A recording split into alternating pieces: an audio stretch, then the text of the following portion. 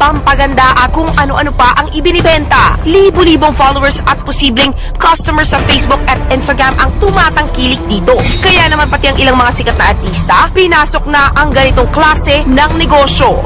At dahil sa sikat na pangalang dala-dala, sila ang madalas mabiktima ng mga manluloko. Isa na rito ang aktres na si Aramina na biktima ng isang online scam. Matagal-tagal na rin nagbenta si Aramina ng kanyang beauty products online. 3 years na to yung Aras Secret.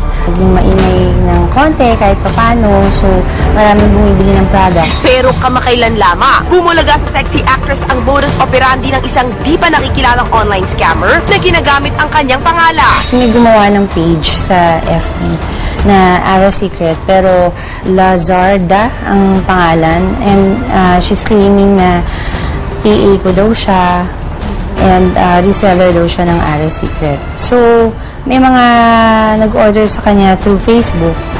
Nakuhanan niya ng pera, pero walang product na dumating. Marami nagsumbong sa amin na ano nga daw sila, na scam sila. Ni-report namin sa Facebook. So, I think wala na yung page. Hanggang ngayon, hindi pa nakikilala o natutukoy ni Ara ang scammer na ito. Pero meron siyang payo sa mga online entrepreneur na tulad niya. Be careful, tapos ingat din sa mga meetups. Tapos, yun nga, kailangan pa-deposit niyo muna yung payment. Kasi, i-forward nila sa email mo yung deposit slip. But be careful also, kasi yung deposit slip, minsan walang transaction.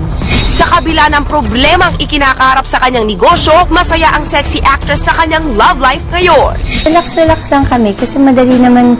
Tutuwa siya sa akin na busy ako sa work ko, sa business ko, and he's very supportive naman about it.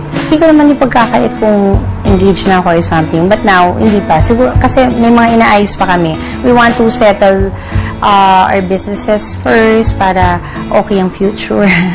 Siyempre, pag nagka-baby ka na, diba?